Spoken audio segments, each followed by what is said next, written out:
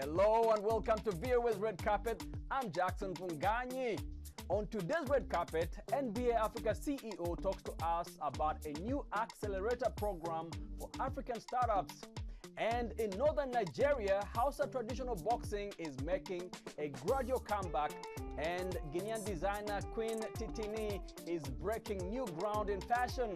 We have those stories, plus Malian duo Amadou and Mariam have announced a new compilation album they are calling La Vie est Belle. Let's get on with the show.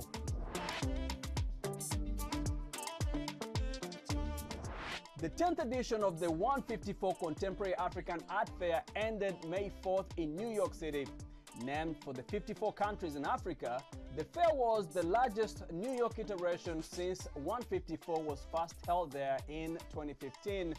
Known as the leading fair for contemporary art of its kind, it is centered on artists both from the continent and its diaspora.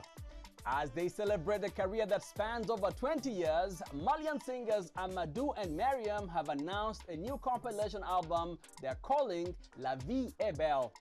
The new project follows an earlier release of the album Mon Amour, Mon Chéri, a compilation of the duo's greatest love songs. They accompanied the news with a new music video, Mogolu. It's Met Gala time, which means it is time for some of the most stylish celebrities to show off their most unique outfits.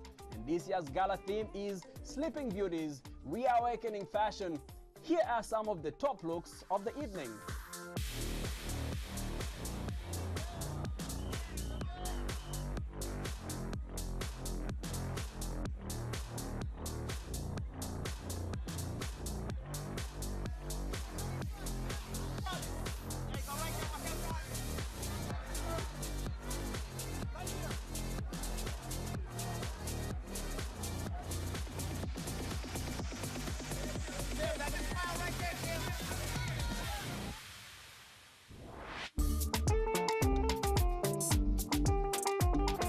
Let's start off with some great news, especially for young African entrepreneurs. NBA Africa recently announced the launch of the triple-double NBA Africa Startup Accelerator, a new initiative focusing on early-stage startup companies across the continent.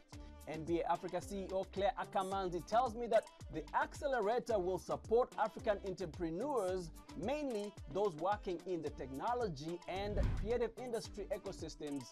Let's check it out. We know, as we've seen in the US with the NBA, that technology and digital inclusion is part of improving the experience of basketball or sports in general. And so building on what we've seen in the US, but also building on the strength of the African continent youth that are very strong on tech startups, we said, why don't we initiate an accelerator that really helps to grow something Africa is strong in, which is innovation, but helping to take innovation to market. And so this is a triple-double accelerator where we will collect. We already have 52 applications, by the way, since we launched it a few days ago. So the response is really good, and we expect to reach hundreds of applications. And then we shall narrow that down finally to 10 and then to the top 4. The ones that win, we shall give them a cash prize, but we shall also give them mentorship. I think the big difference is that this is being done with the NBA, leveraging on the strength that the global brand of NBA brings on board. But also what makes it different is that not only are we promoting solutions, but we can actually use the solutions if they improve the offering that we have. We are also looking at the combination of sports and creative industry, which is very important. I think we like to say NBA or basketball is beyond just the game of basketball. It is an experience, which is why we're very big on entertainment in our arenas. We're very big on supporting music, culture, and whatever fans have experience in the creative industry, we promote that together. And so this triple-double accelerator is also about not just solutions for the sports sector, but also sports and creative industries. And I think that's a really very good mix that we hope will be unique. And continuing with sports, let's check out Dambe. The Hausa traditional boxing is a popular sport in most parts of northern Nigeria. The sport was, however, suspended for over a decade in the North Central Plateau State due to religious and ethnic violence. And now, Dambe enthusiasts are excited with the gradual return of the game to the city of Jos. Ilyasu Kasimu has the report. Dreaded for his ferocity, Dogo Bahakwansani is getting charged by the boxing drummers before entering into the arena for the day's fight. This is his much-awaited encounter with Autankudawa, another boxing warrior that has been brought from another area to face Sani, who has been unbeatable in most encounters. Sadly for Sani, his winning streak finally comes to an end when he is knocked down by Kudawa. I am pleased with this defeat because this is the first time I have lost a fight, and they had to hire a fighter from a different place to come and face me. I have nothing to say. I am ever ready to face him again. This is a game. I can defeat and be defeated.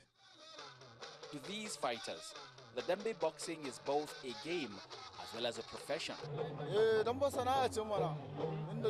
Dambe is an occupation. God has helped all of us here for being in this profession, through which we support our parents. We buy clothes, and some of us have even built houses. Every day at sunset, Dambe fans throng this arena in Jos Township Stadium to get the thrill of watching young gladiators who come from different parts of Nigeria to fight in one of their cherished traditional sports. We have realized that neglecting our traditions is to our own peril.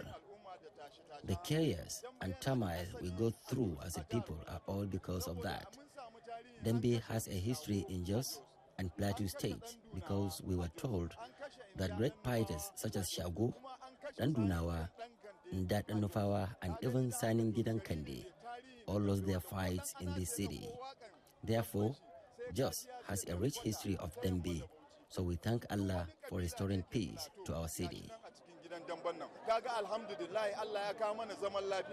There is money to be made too, and not just for the fighters alone, but also drummers and health workers who also earn a living through the sport.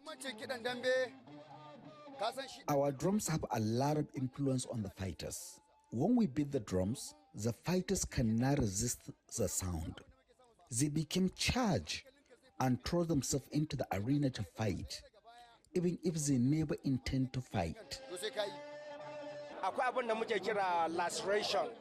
There is what we call laceration, second or third degree laceration that comes due to a very powerful punch that causes the skin to tear and cave in.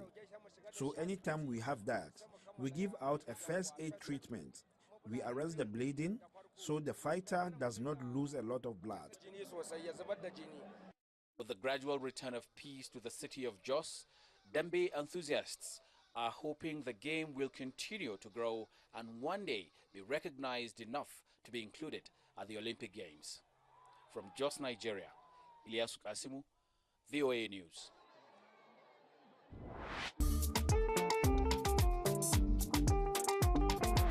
Guinean designer Queen Titini is breaking new ground in fashion, showcasing the fabrics of Guinea-Bissau through her designs. Titini wants to empower young people from her homeland to believe in and pursue their dreams and to see African fabric and style normalized and worn by everyone. Our Portuguese colleague Mayra de la Salette spoke to her in New York. This is Queen Titini, a Guinean fashion designer based in the Spanish island of Ibiza. During a conversation in New York, the designer explained how difficult it is to make it in a world of men. But the word give up doesn't exist in her dictionary. Between dreams and goals, she wants to empower young Guineans to follow their dreams in fashion and wants African patterns to travel the world and dress everyone regardless of the color of their skin or their culture. Tem sido fascinante, tem sido incrível, né, com as suas dificuldades. It's been fascinating and incredible despite difficulties because I've lived and still live on an island, a very cosmopolitan island, where the whole world goes. But there are many people who don't know about African patterns and are fascinated by it. So that gives me an opportunity to explain. People are fascinated and love to buy clothes. We've used canvases that are painted clothes from Guinea. These canvases have energy, it's handmade, it's detailed work, it's the work of people who are artists, but they don't even know that they're artists. It's incredible.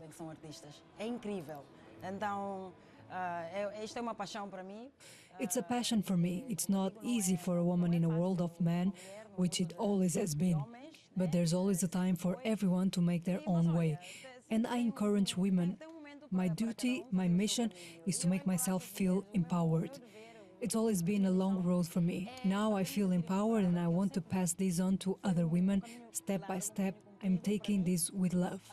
Because you can't go into a man's world and say, look, I'm here. You can because it's complicated. Find your way, get in where you can, but get in, go. Women, but above all children, teenagers, young people in my country. If you want to be a designer or stylist, go for it and you can do it. There's room, you just have to be persistent. You have to be tough enough to deal with rejection or other unexpected situations. If we want our culture to go forward, let it be seen. Do we want to be the only ones using our culture? If we allow others to use our culture, it's a way of paying homage to it. My point is that it should be normal and natural to see people wearing African clothes. Let them start consuming it instead of worrying about wearing it. People wear it because it's beautiful. I like to see people who aren't African wearing African clothes. It's a way of sending our culture even further, and it looks good all over the world.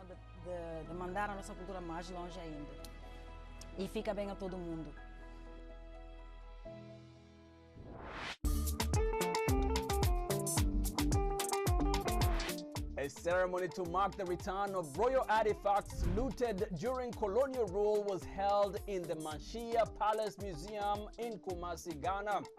32 gold and silver treasures were returned by British museums on a long-term loan as part of Ghana's Asante King's Silver Jubilee celebrations. Let's take a look.